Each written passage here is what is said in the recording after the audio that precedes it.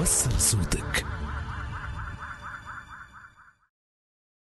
دمك في أعناقنا أمانة وذكراك فينا مقاومة.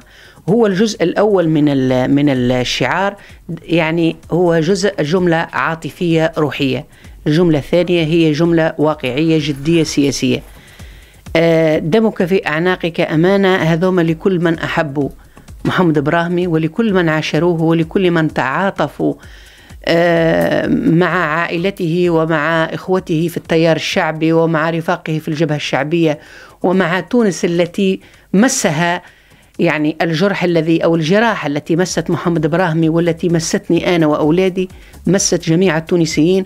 وأنا ألمس ذلك في الشوارع، وأنا إنسانة بسيطة يعني أتنقل في الشوارع ونقضي في شؤوني وحدي، ونطلع في التاكسي ونطلع في الكار ونمشي للمرشي وكذا، أجد كل الحب والتقدير والاحترام من الناس، وكل من يراني يعني فيهم اللي يبكي إلى حدود هذا الصباح، إلى حدود اليوم. تلقى ناس تبكي وتقول أن معك شنو تحبوا نعملوا لك باش ننتقموا له إلى آخره. هذه الناحية الإنسانية. ذكراك فينا مقاومة، أن دمك أيها الشهيد، وهنا راهو هذا الشهيد يختزل دماء الشهداء، لأن مناسبته هذه سنويته، يختزل دماء الشهداء الذين اغتيلوا، أنا لا أقول سقطوا بل ارتفعوا، دماء الشهداء الذين ارتفعوا قبله والذين ارتفعوا بعده والذين سيرتفعون طالما أن الوضع كم هذا.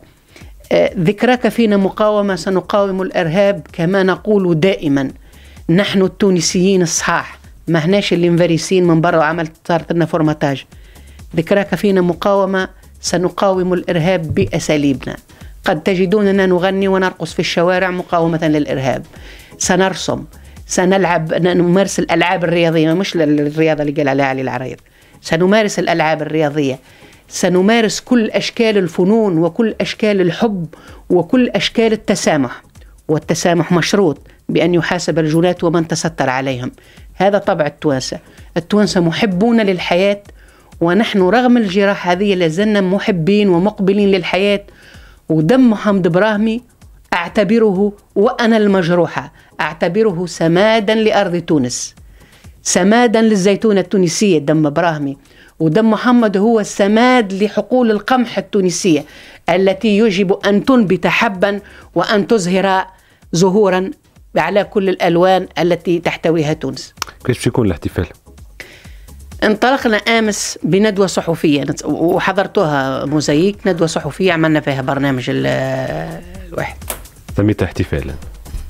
نعم، هو احتفال. نعم. هو احتفال طبعا، احتفال لأننا سننتصر، ورانا يعني في الخطوات الأولى نحو تحقيق النصر، وأنا واثقة من ذلك. يعني أنا الانتصار على شكون؟ على الإرهاب؟ على الإرهاب ومن وراءه ومن دعمه. وعندما أقول الإرهاب راني أنا لا أقصد الذين يطلقون الرصاص، لا أقصدهم صراحة، وسأظل دائما لا أقصد هؤلاء. لا أقصد مثلا الصومالي مثلا، ما نقصدوش. أنا نقصد من وراء الإرهاب، الداعم والممول وكله.